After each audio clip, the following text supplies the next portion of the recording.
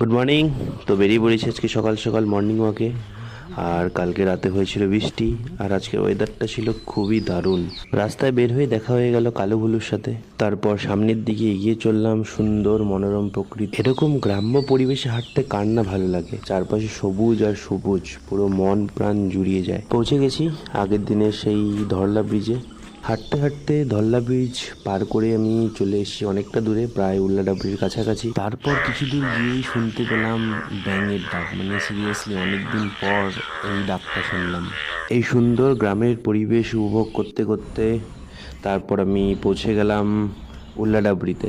আগে যখন ময়নাগুড়ি রোডের রাস্তাটা খারাপ ছিল, তো ময়নাগুড়ির বেশিরভাগ লোকজনই বাইক নিয়ে জলপাইগুড়ি যাওয়ার জন্য এই রাস্তাটাই ইউজ করতো, ট্রেন লাইন পার করে। বাস এখন বাড়ি ফেরার পালা। আর দেখো এই দাদুকে, এত বয়সেও উনি লাঠি নিয়ে চলে এসছে মর্নিং ওয়াকে। তো চলো, বাদবাকি গল্পটা হবে নেক্সট ভিডিওতে।